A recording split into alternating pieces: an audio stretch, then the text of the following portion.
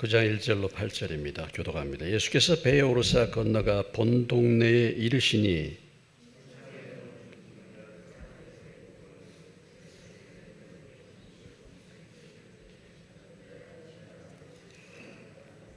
어떤 서기관들이 속으로 이르되 이 사람이 신성을 모독하도다.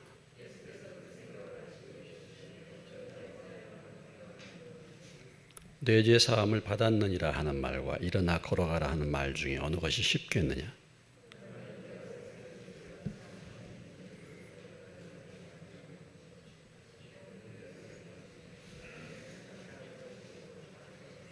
그가 일어나 집으로 돌아가거늘 무리가 보고 두려워하며 이런 권능을 사람에게 주신 하나님께 영광을 돌리니라.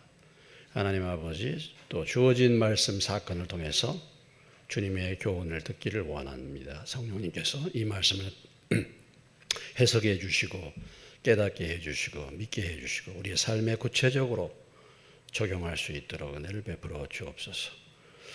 저를 성령의 도구로만 사용될 수 있도록 도와주옵소서. 예수님의 이름으로 기도합니다. 아멘. 예수님이 산상수훈을 전하시고 이제 삶의 현장에 내려오셔서 계속 능력을 행하시고 계십니다. 병자를 고치시고 귀신을 쫓아내는 그런 사역이죠. 그래서 예수님의 사역 세 가지를 말씀드렸죠. 하나는 전파하는 것, 프리칭, 전파하는 것. 두 번째는 티칭, 가르치는 것. 세 번째는 뭐라 했죠? 힐링, 치유하는 것. 이것이 예수님의 중요한 사역입니다. 그래서 지금 이제 계속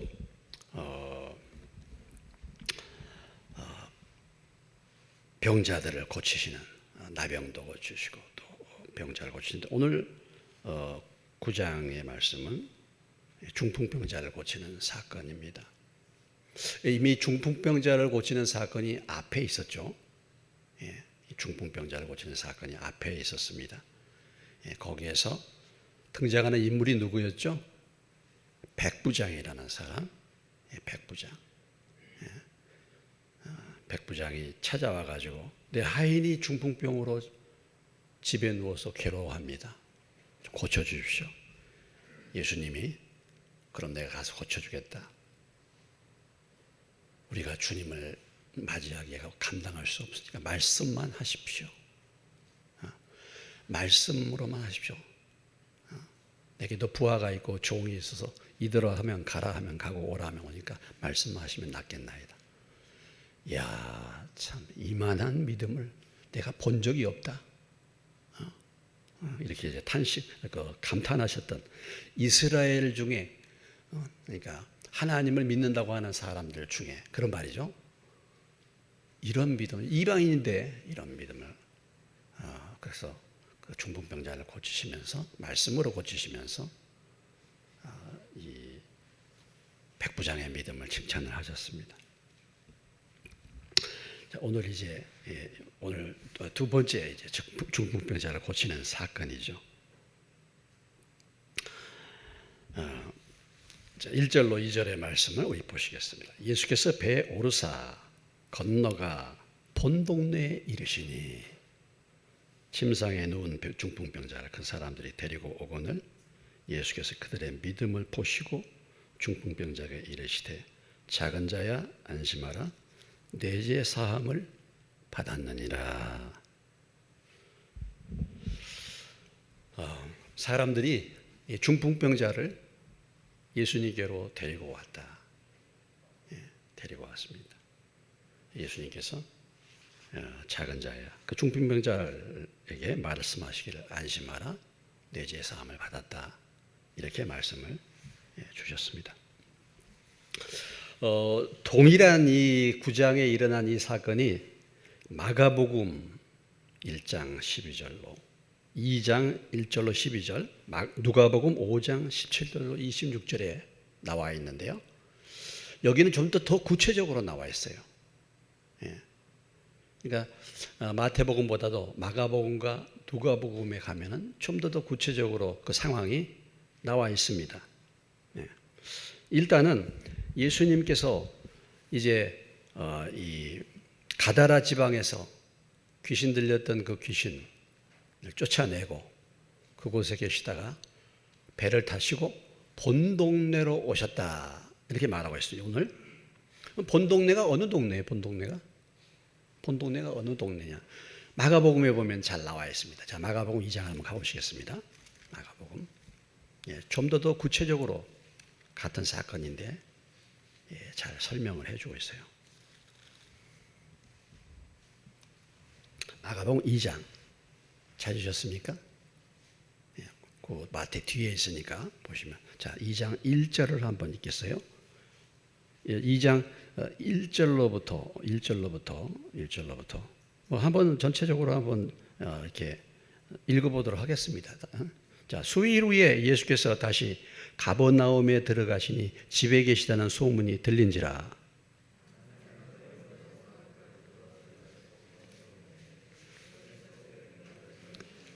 사람들이 한 중풍병자를 4사람에게 메어 가지고 예수께로 올세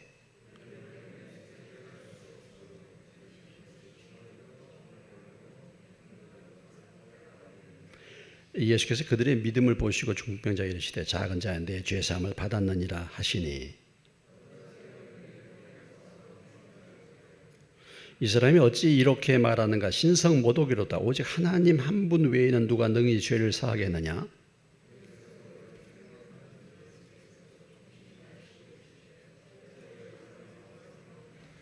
중풍병자에게 내 죄 사함을 받았느니라 하는 말과 일어나 내 상을 가지고 걸어가라는 말 중에 어느 것이 쉽겠느냐.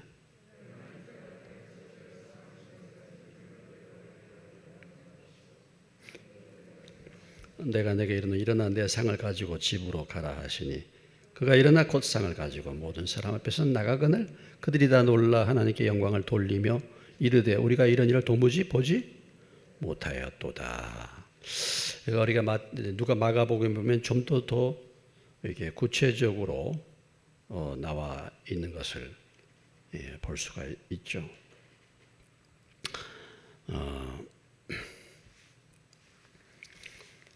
그러면 마가복음에 보니까 본 동네가 어느 동네예요? 본 동네는 가버나움이에요. 가버나움이 예수님이 지금 살고 있는 곳입니다. 그죠? 예수님이 본래 어디서 살으셨어요? 나사렛에서 살았습니다. 그러다가 어디로 이사 가셨어요? 가버나움으로 이사 가시죠. 처음 듣습니까? 들었죠? 예수님이 가버나움으로.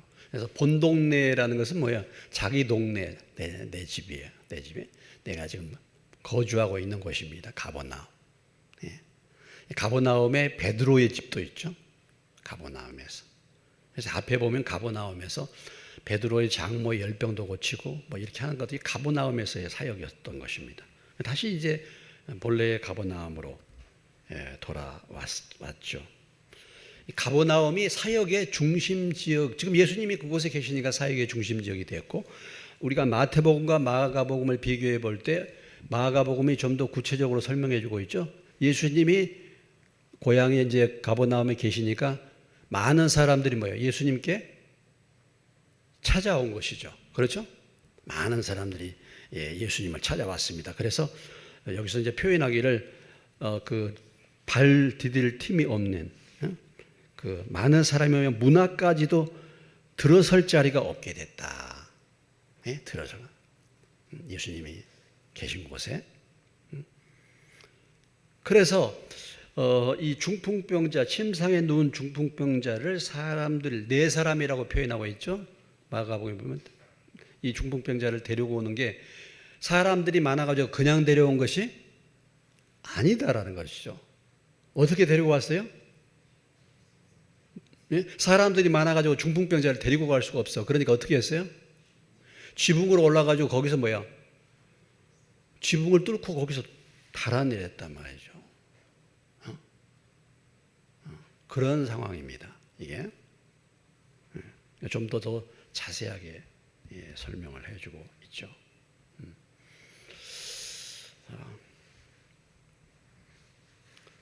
그래서 이 중풍병자를 그 중풍병자의 그 고통을 알고 있는 사람들. 이 사람들이 누군가? 이 사람들이 누구겠어요? 뭐 친구일 수도 있고, 아니면 어떤 그 마을 사람들일 수도 있고, 아니면 가족들일 수도 있죠. 가족들일 수도 있습니다. 예. 그런데 어찌됐든 간에 이 중풍병자를 예수님께로 데리고 왔다. 그래서 오늘 예수님이 말씀하시기를 그들의 믿음을 보시고 그랬죠. 믿음을 보시고 그랬습니다. 주님이 능력이 많으시지만 그냥 치료받는 것이 아닙니다. 주님이 우리에게 은혜 베풀어 주시기를 원하시지만 그냥 가만히 있어가지고 은혜 받는 게 아니에요. 나무 밑에서 열매 입 벌리고 열매 떨어지도록 기다리는 게 아닙니다. 무엇을 보신다 그랬어요? 믿음을 보시는 거예요. 믿음을. 근데 이 믿음이 누구의 믿음입니까? 누구의 믿음이에요? 사람들의 믿음, 친구들의 믿음, 이웃의 믿음이에요. 본인의 믿음이 아니에요. 1차적으로는. 왜냐하면 중풍병자는 여러분 알다시피 중풍병자는 뭡니까? 지금 누워서 지내는 몸이 마비된 사람 아니겠어요? 마비된 사람. 그러니까 물론 우리가 이제 여기 등장하는 중풍병자를 육체적으로 마비가 된 사람이라고 볼 수 있는데, 뭐 우리가 영적으로도 해석을 해보면 내 마음 생각대로 몸이 따르지를 않은 사람이야. 영적으로 보면 내 생각과 내 몸이 따로 노는 사람이에요. 그렇죠? 우리가 은혜 받을 때는 말씀에 순종해야지 하는데 집에 가서 보면 내 몸은 그렇게 따르질 않아요. 이게 마비된 사람에게 어찌됐든지 간에 중풍병자는 마비가 됐습니다. 그러니까 본인 스스로 움직일 수가 없기 때문에 반드시 뭐예요? 주변에 도움을 받아야 돼요. 도움. 그래서 먼저 중풍병자가 고침을 받을 때도 누가 찾아왔습니까? 예수님께? 먼저 우리가 8장에 보면 누가 찾아왔어요? 백부장이 찾아왔잖아요. 본인이 안 되니까 주변에 있는 사람이 도와줘야 돼요. 인생은 도움을 받아야 돼요. 인생은 독자적으로 살 수 없습니다. 왜 교회가 필요합니까? 신앙생활 아무리 잘한다 할지라도 혼자서 신앙생활 할 수 없어요. 코로나가 뭐가 문제입니까? 우리를 혼자 있게 만드는 거예요. 모이지 못하게 만드는 거예요. 오늘 이제 수요 예배도 이제 영상 예배로 나갑니다. 제가 조심해야 되겠네요. 오늘 드디어 이제 수요 예배도 영상 예배로 이제 나가요. 그런데 이 코로나 시대에는 영상 예배로 대치해야 된다. 그게 아니에요. 우리는 만나서 도움을 받아야 될 줄로 믿습니다. 만나고 대면하고 이렇게 해야 돼요. 혼자서는 설 수 없습니다. 도움을 받아요. 그래서 이제 이 사람들이 역시 마찬가지로 오늘 말씀도 중풍병자를 데리고 왔다. 그래서 오늘 예수님이 오늘 참 주목할 단어가 그들의 믿음을 보시고, 하나님은 때로는 다른 사람의 믿음을 통해서 그 사람을 회복시킬 수 있습니다. 다른 사람의 믿음을 통해서. 내 가족의 남편의 믿음을 통해서 아내를 세울 수 있어요. 아내의 믿음을 통해서 남편을 세울 수 있습니다. 부모의 믿음을 통해서 누구를 세워요? 자녀들을 세울 수 있어요.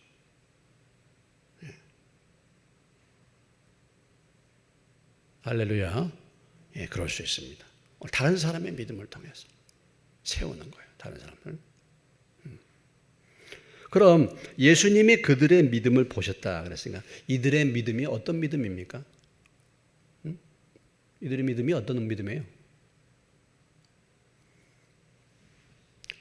천장을 뚫는 믿음이잖아요. 지붕을 뚫는 믿음. 지붕 뚫고 하이킹. 지붕을 뚫고 내려오는 믿음이에요.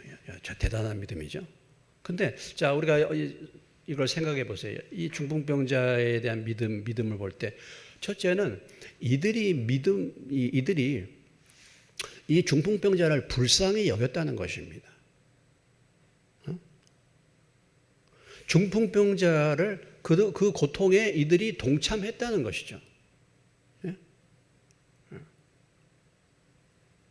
그러니까 먼저 그 중풍병자에 대한 사랑, 그 사랑이 이 병자를 예수님께로 데리고 가는 거 아니겠습니까?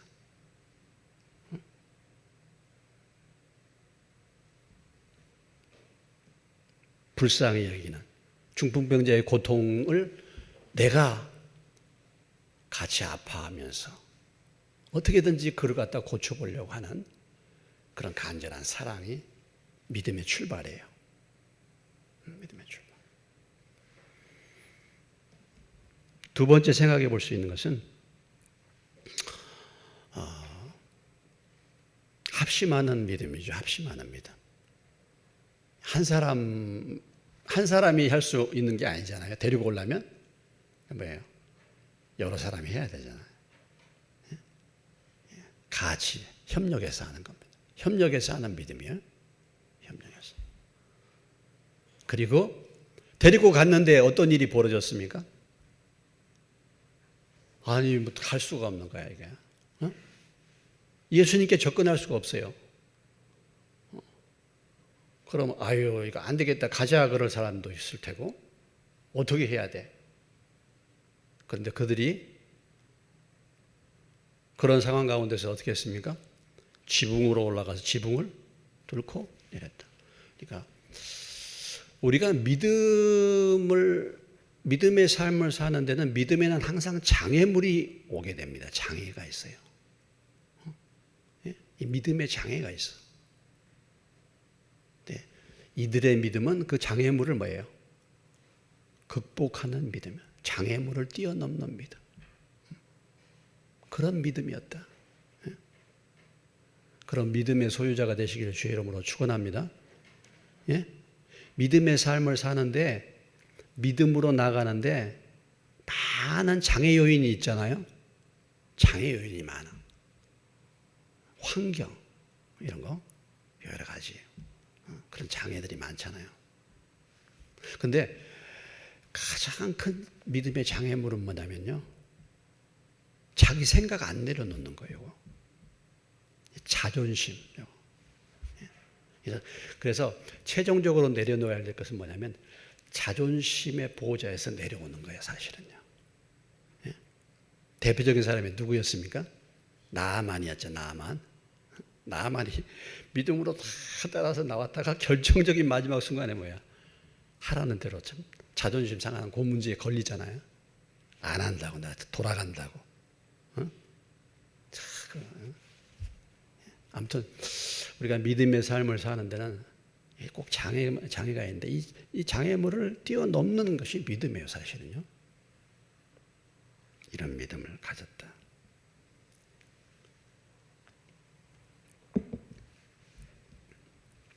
인생의 축복은 뭐냐면요. 그리고 또 한 가지 우리가 생각할 수 있는 것은 믿음이라도 바른 곳으로 인도하는 믿음이에요. 믿음이라도 바른 곳으로 인도. 이 중풍병자가 꼭 가서 치료받고 변화받을 그 대상자인 예수님께로 인도하는 믿음 있잖아요. 그러니까 이들이 예수님이 누구신가를 이미 알고 그 소문을 듣고 예수님께로 데려온 거잖아요. 친구 따라 강남 간다고 엉뚱한 곳으로 인도하는 사람들 얼마나 많습니까? 참 많아요. 주변에요 엉뚱한 얘기해가지고 그거 따라가는 사람 얼마나 많은지 굉장히 많아요.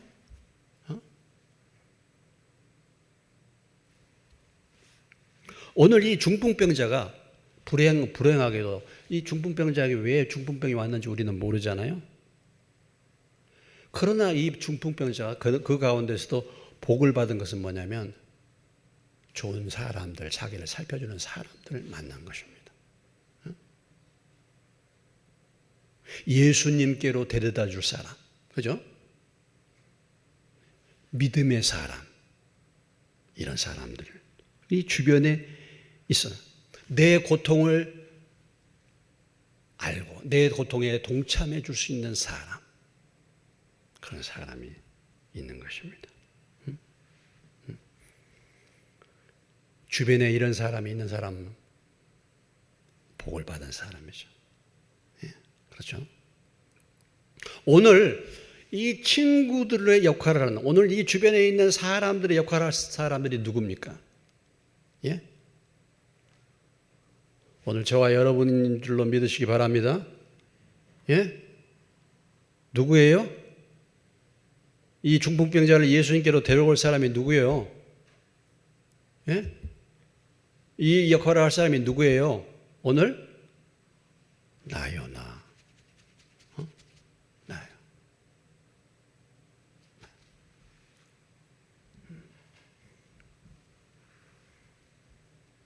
오늘 우리 주변에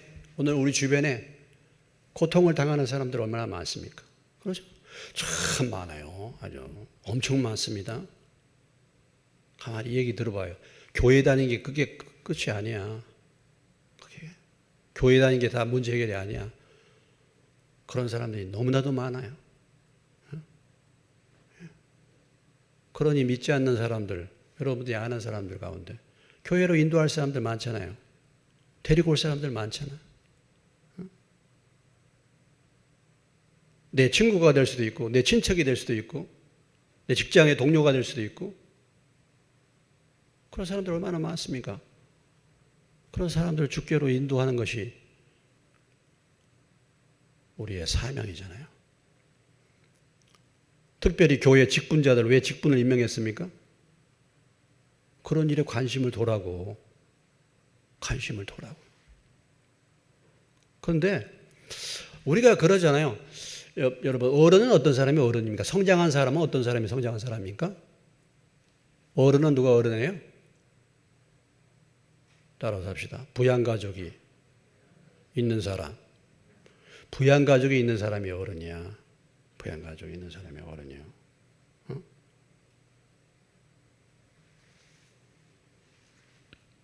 나이는 별로 안 됐는데 일찍 결혼해가지고 어른 된 사람만 많이 있잖아요. 아니, 어른 냄새가 풍기죠. 일찍 결혼해가지고 애들도 막 벌써 크고 말이죠. 근데 같은 나이인데 아직 결혼 안 해서 혼자 있으면 뭔가 모르게 애기 같아. 응? 애기 같아. 노정미 집사님, 일찍 결혼하지 몇 살 결혼했어? 어른 같아요. 엄청. 아주 성숙하고. 근데 같은 나이에 있는 우리 저기들을 보면 그게 아니야. 부양가족이 있어요. 교회 신앙생활도 마찬가지입니다.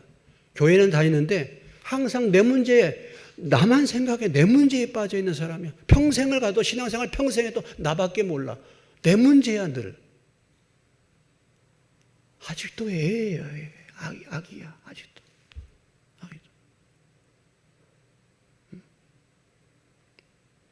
이제는 내가 성장했다. 다른 사람들을 돌볼 수 있는 사람이 돼야 되는 거 아니겠습니까? 나의 부양가족, 영적으로 부양가족이 있어야 되는 거 아니에요? 이런 역할을 해야 돼요, 사실은요. 특별히 직분을 받으신 분들. 직분은 그냥 받으신 거 아니잖아요. 이런 사람 좀 살펴라고.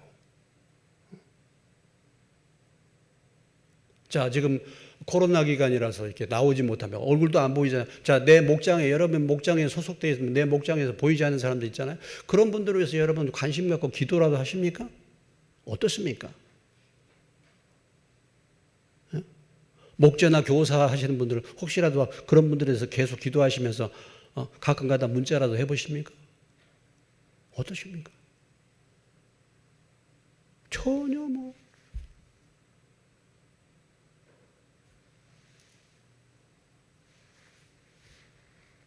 그러니까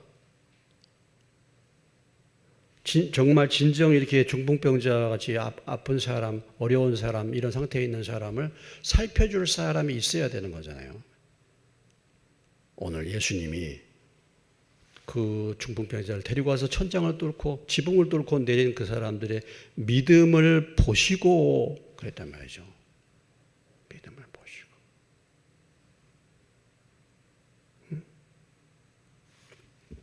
믿음을 보시고. 여러분, 베드로가 어떻게 예수님을 만났습니까? 예? 베드로가 어떻게 예수님 만났어요? 베드로라는 위대한 일꾼이 그 위대한 일꾼이 어떻게 예수님을 만났습니까? 누구 때문에 예수님 만났죠? 안드레 때문에 만났죠. 안드레는 사실 크게 뭐 이름도 없어. 그런데 안드레의 가장 큰 공로는 뭐예요? 베드로를 예수님께로 인도한 거라니까. 베드로를. 그럼 베드로는 누가 인도했습니까? 아니, 안드레는 누가 인도했습니까? 요한이 인도했잖아, 요한이. 우리가 가만히 보면요, 전도 중에 참 중요한 것은 뭐냐면 관계 중심 전도예요. 관계. 다 관계를 통해서 우리가 만나게 돼, 주님을. 관계를 통해서. 근데 내가 그 사람 데리고 갔는데 내가 그 사람이 그런 일꾼 될 줄 몰랐어. 안드레가 나중에 베드로가 그런 일꾼 될 줄 알았습니까? 또 빌립이 인도한 사람이 있었죠. 누구였습니까? 예? 나다나엘을 인도했잖아요, 빌립이. 예수님의 제자들도 그냥 인도받은 게 아니라 한 사람 한 사람 이렇게 관계를 통해서.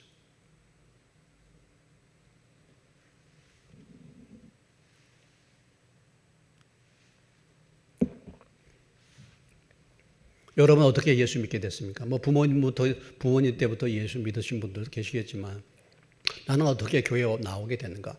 물론 뭐 여러분들이 어려움 때문에 스스로 주님 앞에 나오신 분들도 계시겠죠. 근데 많은 경우에 누군가가 나를 누군가가 나를.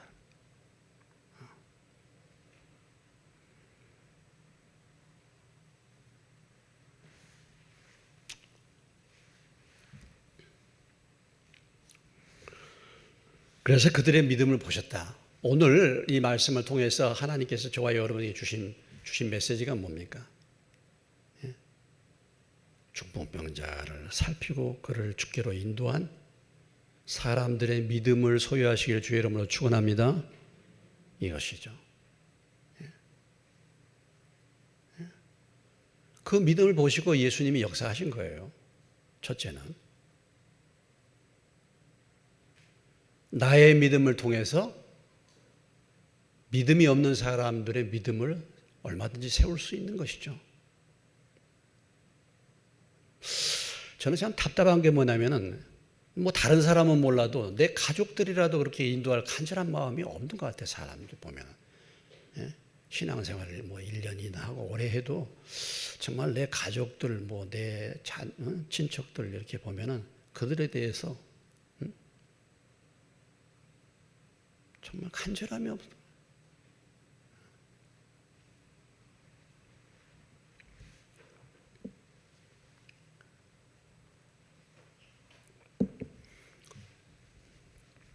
앞으로 우리가 기도 가운데서 믿음을 주셔서 주변에 있는 사람들, 돌봐야 될 사람들을 잘 살피시고 주님께로 잘 인도하는 믿음의 일꾼들 되시기를 주의 이름으로 축원합니다.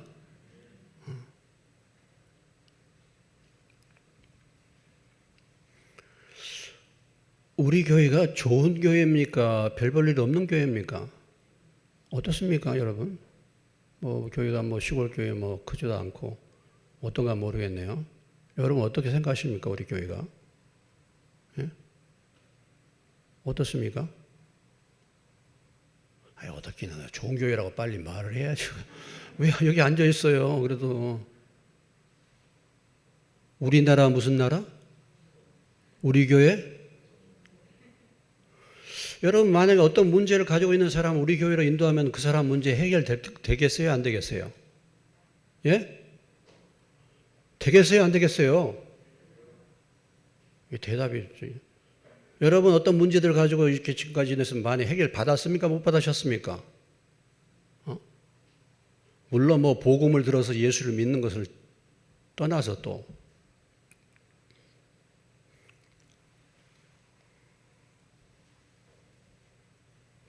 여기 저 초대교회라고 있잖아요. 초대교회.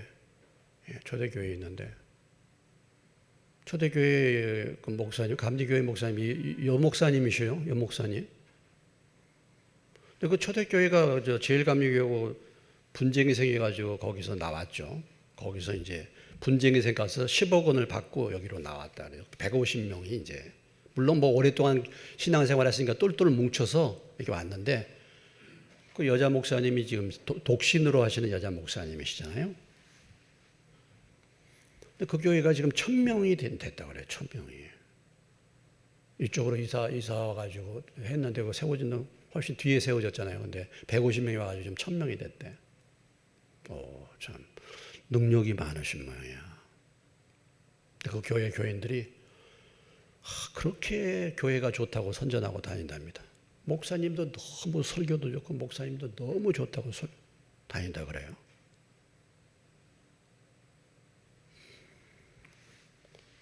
근데 이제 저희 교회에 어떻게 연결돼 가지고 이렇게 오는 한 두 분이 이렇게 지금 문제 때문에 상담하러 오는데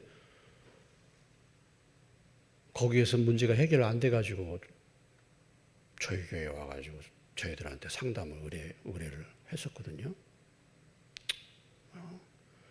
남의 교회 교인까지 뭐 우리가 상담할 적에는 좀 사정들이 어렵고 힘드니까 도와주는 것이지만은,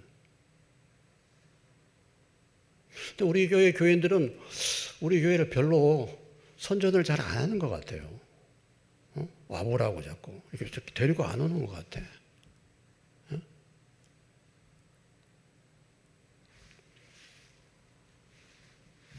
제가 그런 데 대해서 좀 적극적으로 하지 않아서 그런지 모르지만은 우리 교회 교인들은 참 굉장히 뭐랄까 오셔도 되고 안 오셔도 되고 뭐 물론 뭐 그렇게 주님의 인도가 있으면 뭐 오십시오 이렇게 이제 하겠는데 그래요 뭐 다 온다고 해서 뭐 주님의 인도 따라서 온 것은 아닐 수도 있죠.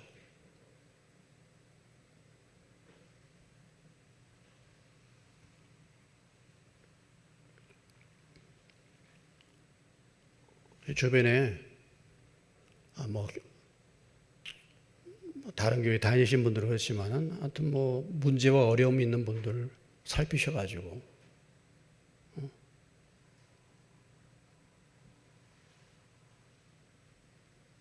지금은 제한받는다 할지라도 부지런히 물론 뭐 예수님을 만나야 되는 것이지만은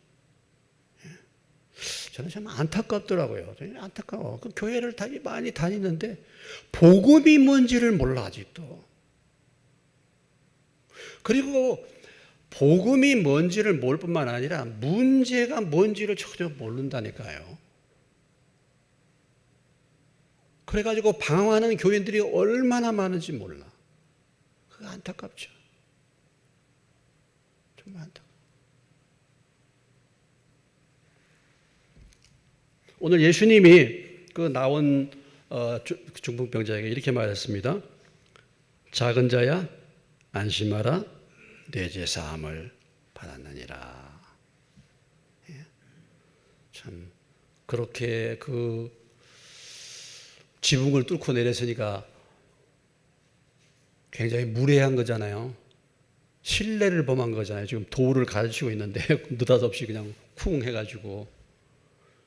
그래도 예수님이 참 그 믿음을 보시니까 너무 믿음이 귀한 거지. 이렇게까지. 그래서 그런 말씀하시죠. 안심하라.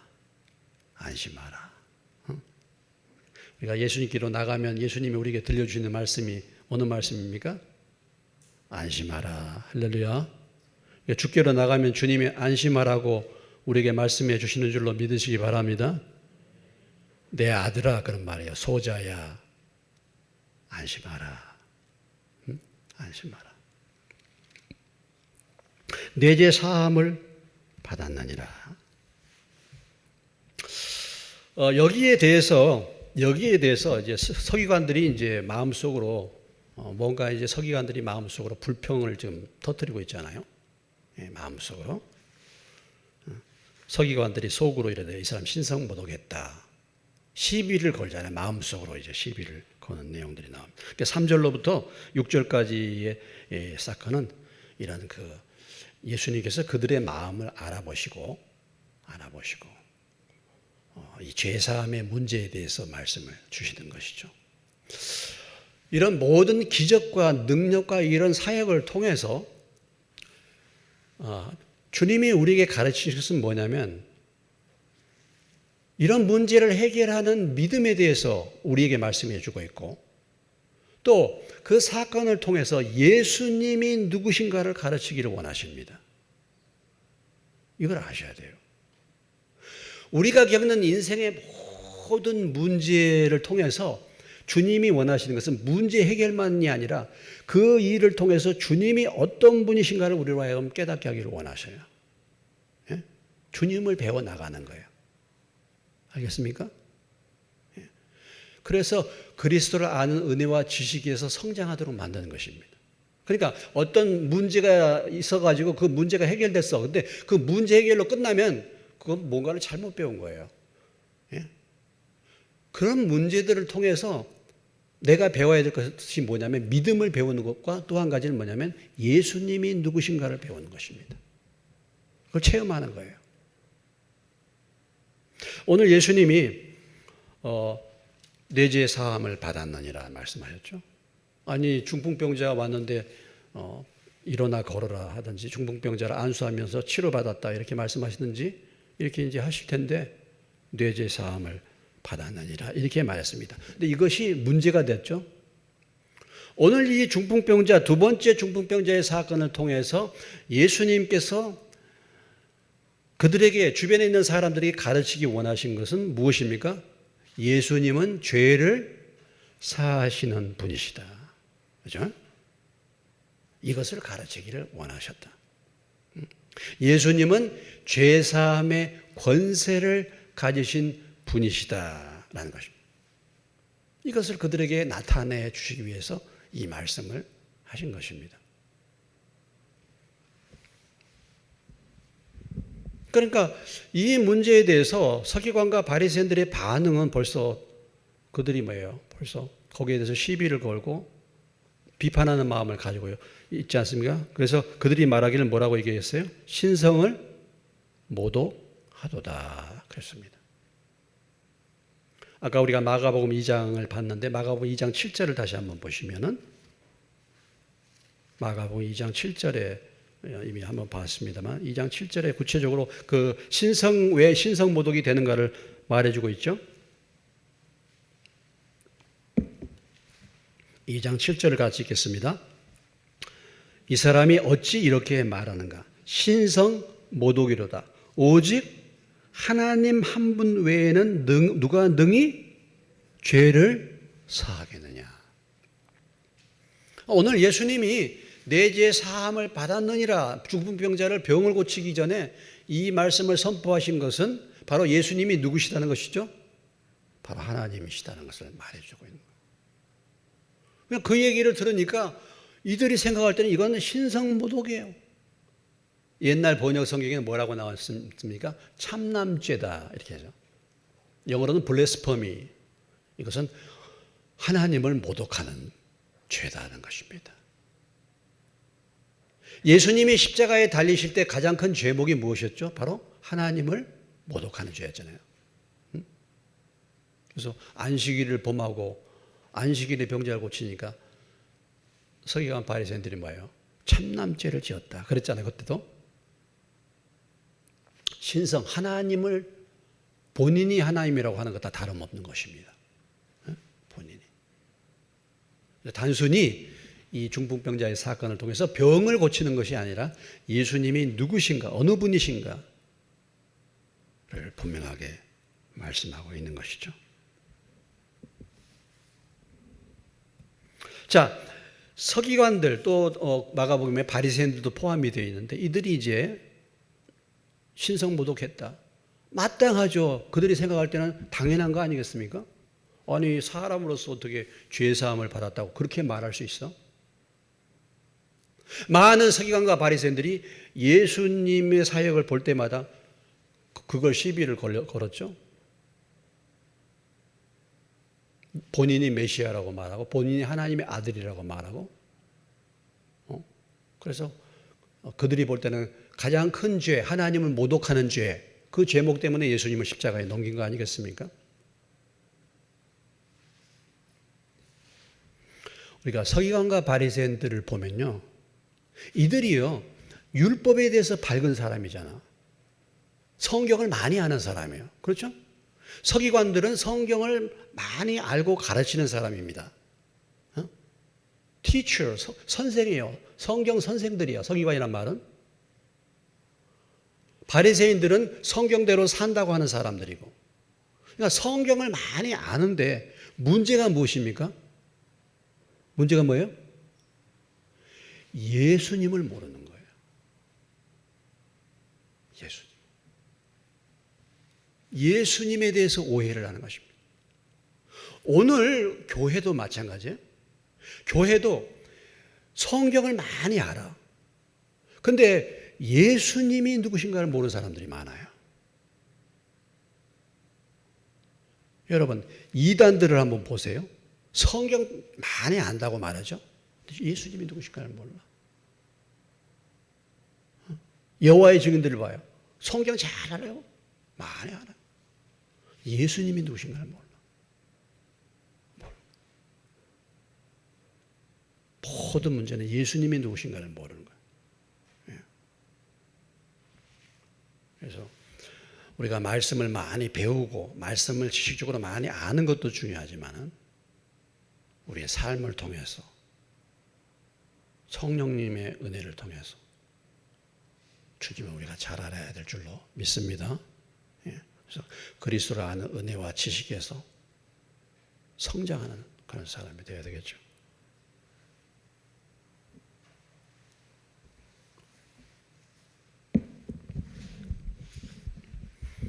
그래서 그런 성경 지식이 도리어 하나님을 대적하고 하나님을 비판하고 교만하게 되고 결국은 예수님을 십자가에 넘기는 것입니다. 제가 요즘에 참 이 유튜브에 보면 설교들이 많이 나오거든요. 유튜브에. 그런데 유튜브에 보니까 뭐 그 정부에 대해서도 막 이렇게 하는 그 그룹들이 있잖아요. 한쪽은 정부에 대해서 막 하는 팀이 있고 또 한쪽은 또 반대쪽으로. 근데 그게 누구냐면 또 목사들이 그래요. 제가 가만히 보면 정말 주님이 누구신지를 모르기 때문에 그러나 진짜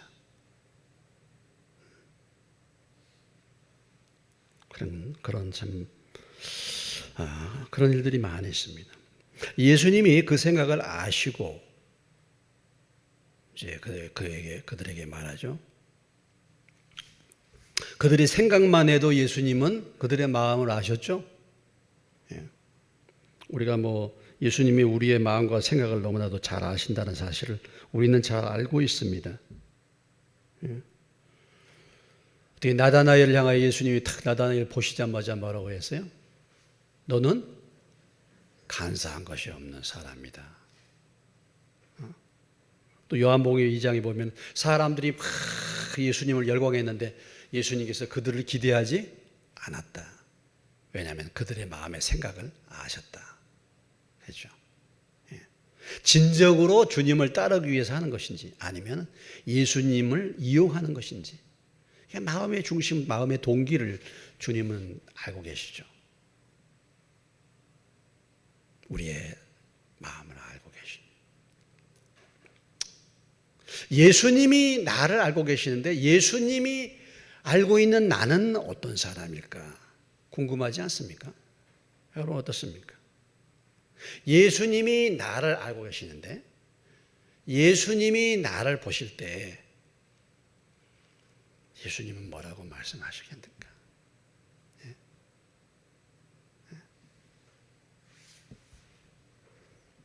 한번 살펴보시기 바랍니다. 한번 그 입장에서 생각해 보시기 바랍니다. 사람의 모습은 한 네 가지 모습이 있다 그러잖아요. 네 가지 모습.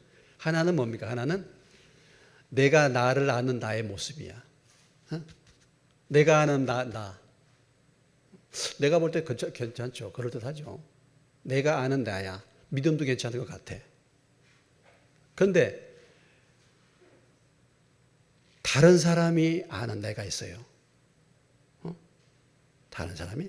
그러니까 나도 알고 다른 사람도 나를 아는 그 나가 있어. 나도 알고 나도 이렇다는 것을 알고 그 사람도 내가 이렇다는 것을 알아. 또 하나는 나는 모르는데 그 사람은 나를 알아. 내 모르는 부분을 알아요. 이게 참 문제예요.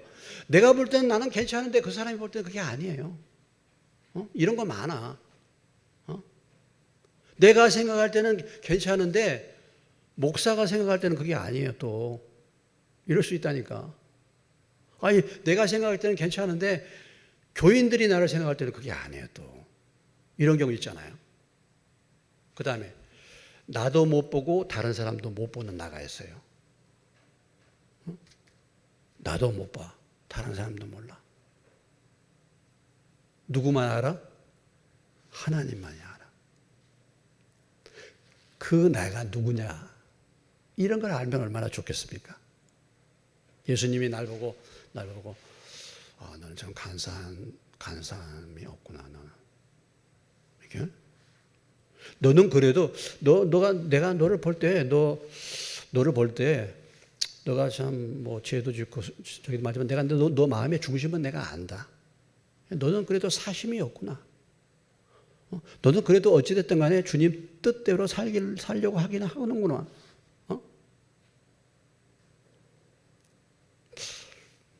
저는 솔직히 말해서요, 영적인 사모함이 부족한 것 같아요.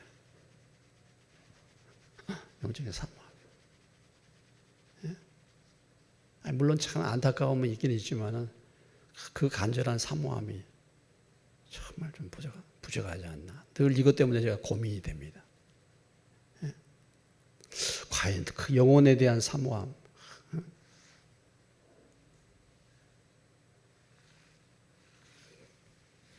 주님이 그들의 생각을 아셨다 하죠.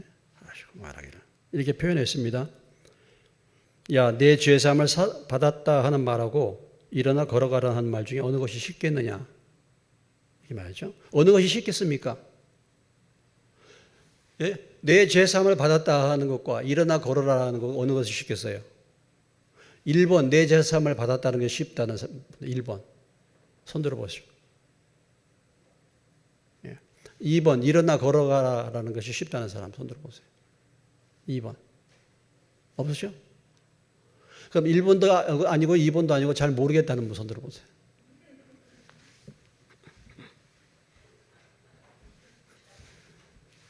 뭐가 어려워요? 내 죄 사함을 받았다는 게 어렵죠. 그렇죠? 내 죄 사함을 받았다라고 말하는 건 누구만이 할 수 있어요? 예? 하나님만이 할 수 있는 거기 때문에 병을 고치는 것은 선지자라든지 그런 병을 고치는 능력을 가진 사람들이 할 수 있어요. 그러나 죄 사함을 받았다라는 것은 누구만이 할 수 있어? 하나님만이 할 수 있으니까 이게 훨씬 더 어려운 거예요. 이것을 지금 말씀해 주고 있습니다. 오늘 이 말씀을 통해서 예수님께서 또 한 가지 우리에게 보여준 것은 병 고침보다도 뭐가 더 중요해? 죄사함 받는 게 더 중요하다. 따라서 합시다. 병 고침보다 죄사함 받는 것이 더 중요하다. 예. 다시 말한다면 문제 해결보다 그 문제를 통해서 차라리 문제를 겪으면서 문제가 해결되지 않아도 내 죄를 깨닫고 내 죄를 회개하고 죄사함을 받는 것이 훨씬 더 중요한 것입니다. 그리고 또 내 죄 사함을 받았다라고 예수님이 이렇게 말씀하신 것은 뭐냐면 일반적으로 모든 유대인들이 생각할 때는 병이라든지 이런 문제나 또는 죽음의 배후에는 뭐가 있다고 그들이 생각했습니까? 죄가 있다고 그들은 생각했어요. 그래서 나면서부터 소경된 자를 말할 때에 예수님의 제자들도 그렇게 물었지 않습니까? 이 사람이 소경된 것이 뭐예요? 누구의 죄 때문입니까? 이렇게 물었잖아요. 그러니까 유대인들의 일반적인 생각 속에는 모든 병이라든지 이런 문제들에 있어서 죄가 항상 뒤에 있다, 이렇게 생각하고 있었던 것입니다. 그렇기 때문에 어떤 병을 고치는 것은 먼저 죄의 문제가 해결이 될 때 병이 치료받는다, 이런 의식을 갖고 있었다 이거죠. 예수님이 죄사함을 선포하는 것이, 물론 예수님이 죄사함의 권세를 가지신 것을 나타내지만 또 그들의 입장에서 보면 죄사함이 중요한 사실을 말씀해 주고 있는 것이죠.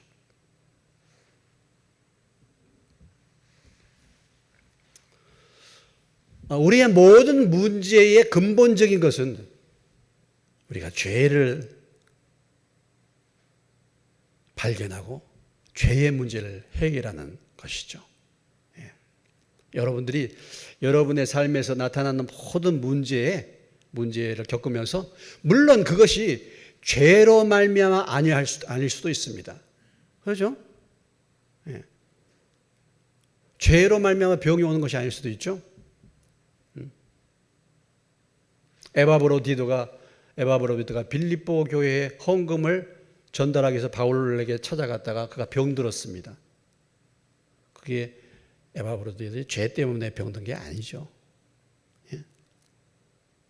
또 그 능력의 사람 엘리사도 죽을 병이 들었다 말했죠. 죄로 말미암은 원인이 아닌 노안으로 이제 죽게 되는 그런 것을 말할 수 있죠. 그러니까 모든 것이 다 죄 때문이다, 이렇게 모든 질병의 배후는 다 죄 때문이다, 이렇게 말할 수는 없지만은, 그러나 우리가 겪는 모든 사건과 그 배후, 질병과 이 배후에 죄가 연결되어 있다는 사실을 우리가 생각하고, 거기에서 뭐예요? 죄를 발견하고 죄의 문제를 해결하는 것입니다. 이것이 참 중요한 사실을 우리에게 또한 이 말씀은 보여주고 있는 것이죠.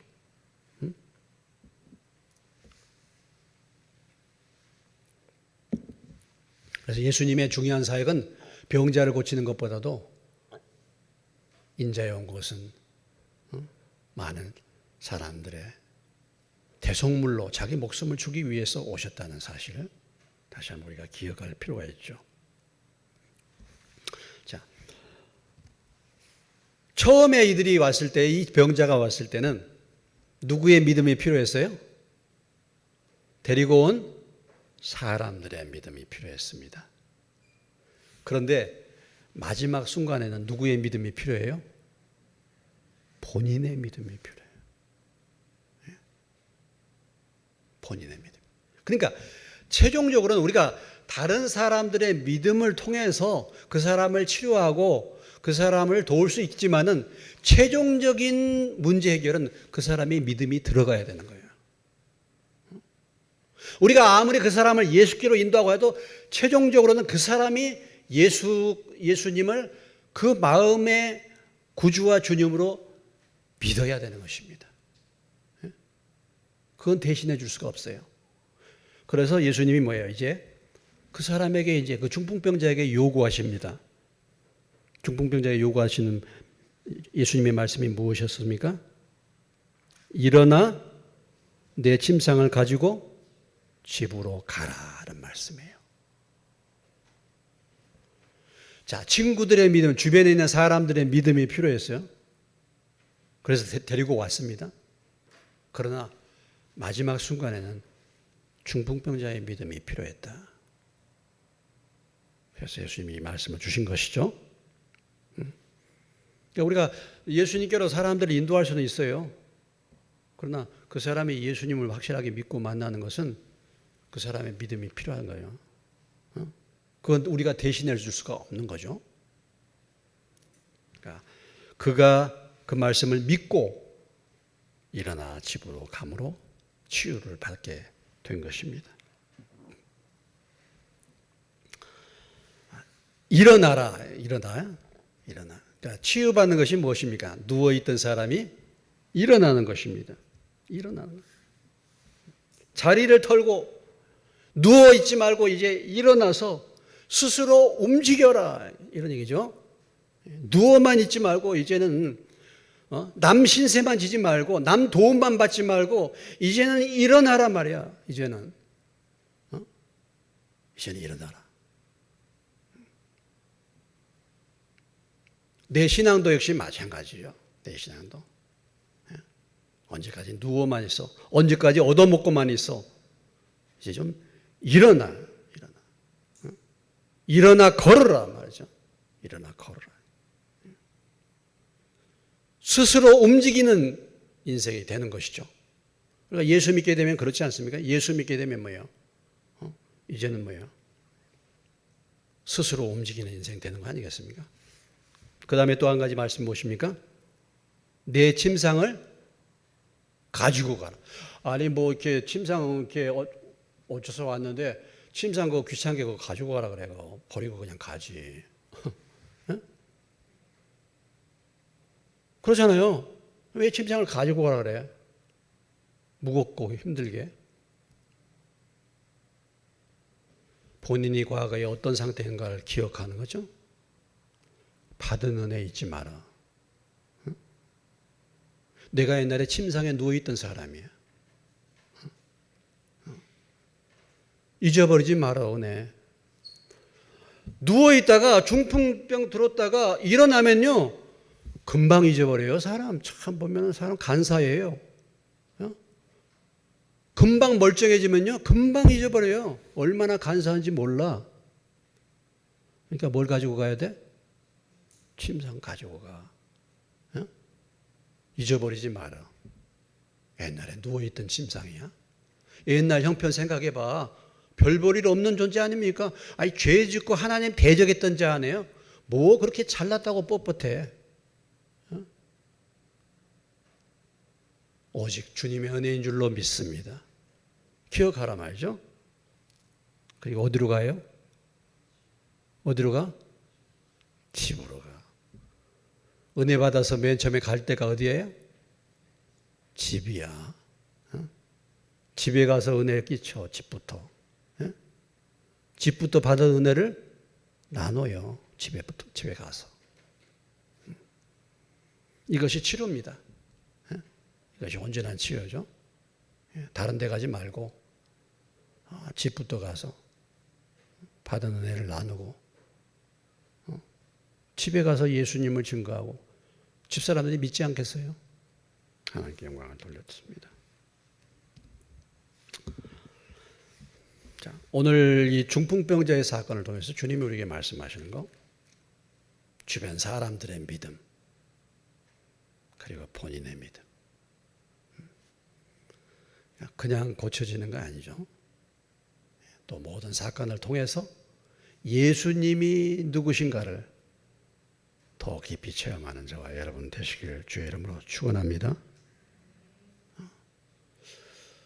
이제는 우리가 세월이 흐르고 직분을 받았는데 내가 주변에 돌보는 사람들이 있습니까? 어떻습니까, 여러분? 눈에 보이는 어려운 사람들 눈에 보이십니까? 아니면 늘 내 생각, 내 문제만 보이고 있습니까?